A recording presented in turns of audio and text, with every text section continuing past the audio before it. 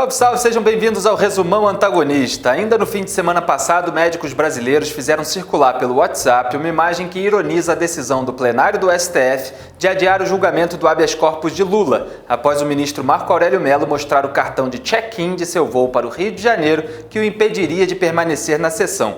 Na imagem, um médico diz a mais 3 profissionais de saúde que trabalham com ele em uma cirurgia: "Preciso sair, tenho um voo marcado agora às 19 horas. Deixa o peito dele aberto. Dia 4 de abril eu volto e termino." Não há melhor analogia para retratar a suprema negligência que assistimos na quinta-feira, 22 de março. O STF deixou aberto o peito dos brasileiros.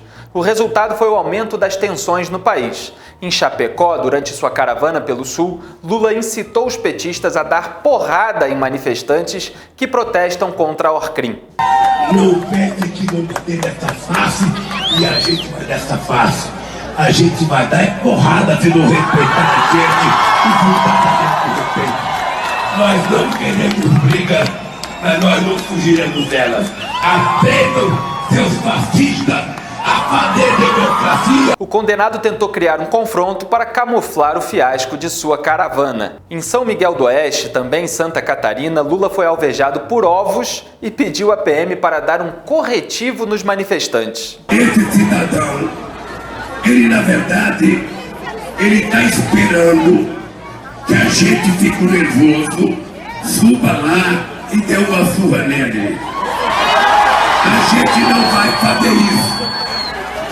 A gente não vai fazer isso.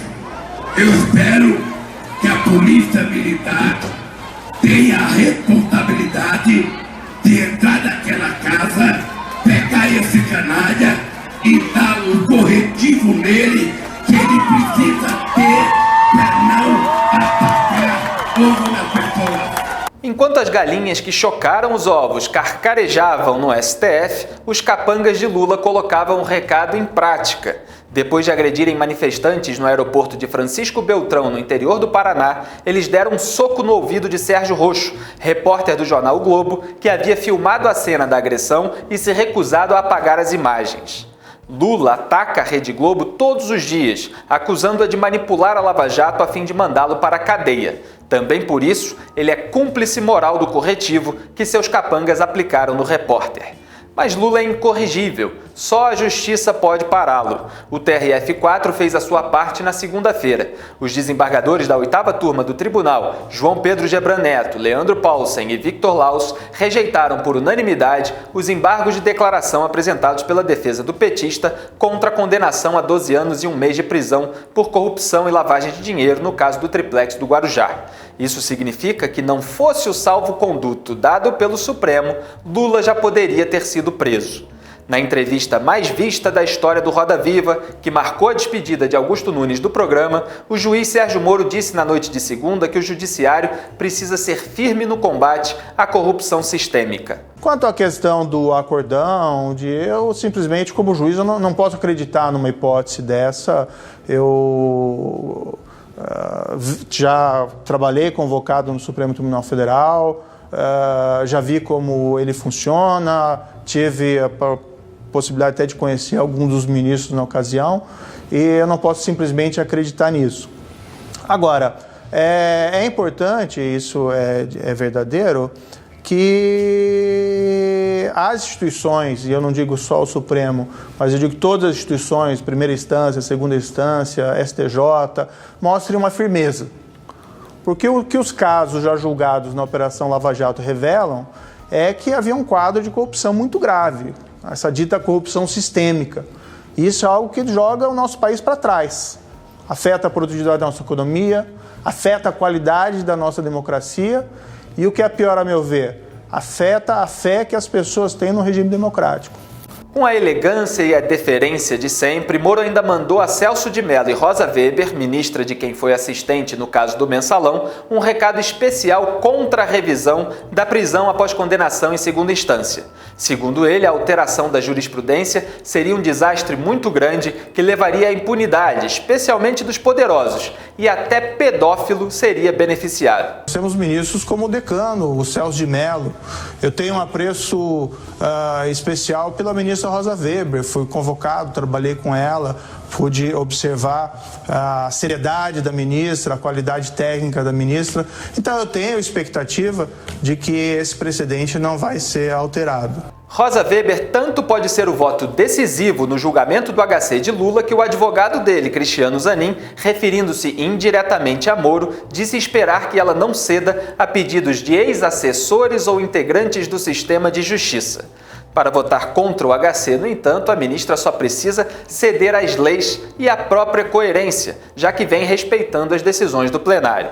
Já Celso de Mello vem pressionando Carmen Lúcia a pautar uma ação para que a jurisprudência seja alterada, ou seja, parece caso perdido, assim como Marco Aurélio Mello, que partiu para o ataque contra Carminha, dizendo o seguinte: o desgaste para o tribunal está terrível. Isso demonstra que a estratégia da presidente foi falha. Foi muito ruim julgarmos só o caso do ex-presidente. Agora estamos pagando um preço incrível.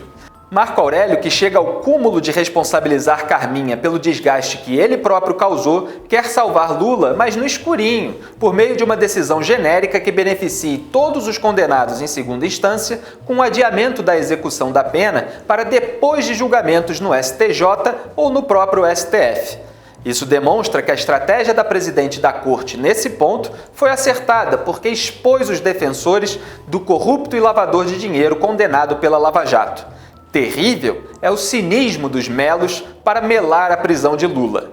Na terça-feira, a liberdade do condenado teve mais um episódio literalmente marcante. 2 dos 3 ônibus de sua caravana, segundo seus organizadores e o PT, foram atingidos por 4 tiros no percurso entre Quedas do Iguaçu e Laranjeiras do Sul, no Paraná. Ninguém ficou ferido. Os petistas, claro, posaram de vítimas e acusaram genericamente seus adversários pelo suposto ataque, xingando-os de fascistas. A desconfiança crescente na internet de que os tiros foram uma farsa articulada exatamente com esse propósito virou certeza nas palavras de Jair Bolsonaro, que disse: "É tudo mentira, está na cara que alguém deles deu os tiros." Para o deputado, a perícia vai revelar a verdade.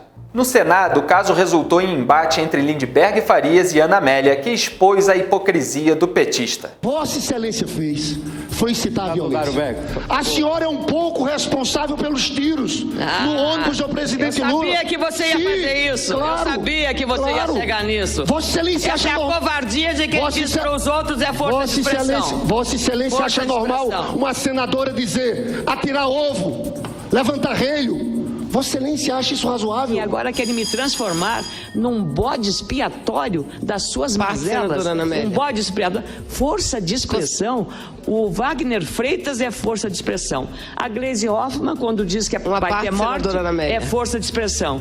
Quando o senador Lindbergh fala em desobediência civil, é força de expressão. Mas não ouço aqui nenhuma palavra para dizer que é uma ameaça grave à democracia o que foi feito contra o ministro Fachin, que é o relator da Lava Jato. Nenhuma palavra. Roberto Veloso, presidente da AJUF, afirmou em nota que as ameaças sofridas pela família de Edson Fachin visam a intimidação do magistrado em razão de estar conduzindo os processos relativos à Lava Jato no Supremo. A AJUF reforçou que Fachin é relator da maior operação para apurar desvio de dinheiro público praticado por pessoas poderosas, processando e levando à prisão pessoas até então imunes à jurisdição criminal. Detalhe: Fachin votou contra o HC de Lula. É uma pena que tenha acontecido isso, viu? Você sabe que nós estamos no país, ficamos com essa coisa um pouco raivosa, né, entre as pessoas. Isso não é útil. Você sabe que desde o momento que eu assumi a presidência, eu até pregava, né, a ideia de que nós precisamos reunificar os brasileiros. Se você tem eleições, muito bem, você vai disputar as eleições, os projetos dos vários candidatos. E, evidentemente, eu estou mais convencido do que nunca que, na verdade, o povo brasileiro, o eleitorado, vai acabar votando em projetos, não vai exatamente votar em pessoas.